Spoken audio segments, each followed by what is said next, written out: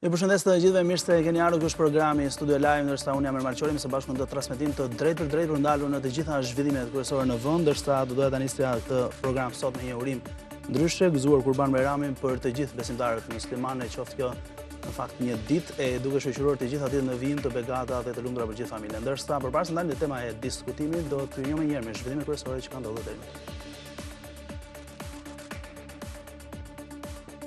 Shqipëria ka hyrë në një fazë të re të procesit të integrimit me organizimin mbrëm në Bruksel të konferencës ndërqeveritare është hapur rruga për fillimin e mbylljes së negociatave. Për të paktën 10 kapitull, qeveria synon që të arrijë këtë deri në fund të këtij viti, ndërsa objektivi politik mbetet antarësimi i plotë i Shqipërisë në Bashkimin Evropian brenda vitit 2030. Kapitujt 23 dhe 24 që lidhen me drejtësinë dhe luftën kundër korrupsionit janë testi final për vendin tonë. Besimtarët muslimanë në të gjithë Shqipërinë kremtojnë sot Kurban Bayramin, një nga 2 ditët më të rëndësishme në kalendarin e këtij besimi. Në Tiranë, mira besimtarë falën namazin në bulevardin Dëshmorët e Kombit.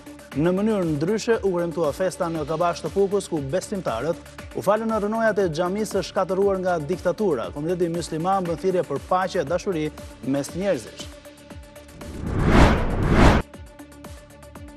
Rritja e çmimeve të hidrokarbureve dhe tensionet gjeopolitike në lindjen e mesme po reflektohen në ulje e konsumit të karburanteve. Të dhënat e Ministrisë së Financave tregojnë se gjatë 4 muajve të parë të vitit 2026, në vend importi i karburanteve ka rënë me rreth 11.000 tonë, kur rënja më e madhe u regjistrua në prill. Ndërkohë Bordi i Transparencës uli përsëri çmimet këtë të mërkurë.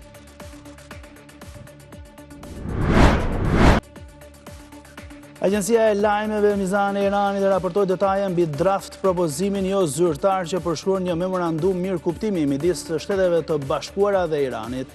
Sipas raportit, SHBA-t do të heqin bllokadën detare të porteve iraniane, ndërsa Irani do të angazhohet për të rivendosur trafikun detar tregtar brenda 30 ditësh në ngushticën e Hormuzit në nivelet e parë të luftës. Ndrymi në ngushticë do të menaxhohet bashkërisht nga Irani dhe Omani.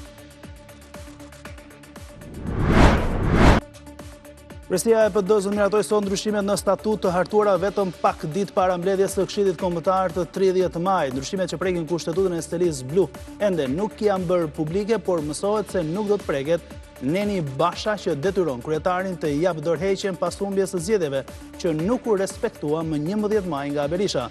Megjithatë, kritikat se primaret nuk po funksionojnë, as ky parashikim statuor nuk do të hiqet. Një ndër fshatrat më të prekur nga shpopullimi është ai i Drenijes në Patos për shkak se nuk ka rrugë, ujë, arsim as shëndetësi. Nga 200 kanë mbetur vetëm 40 familje. Vetmja kulturë bujësore që ma ngjall ekonomi lokale është udhiri, siç vetë banorët tregojnë prej vitesh në fshat nuk bëhet asnjë dasmë.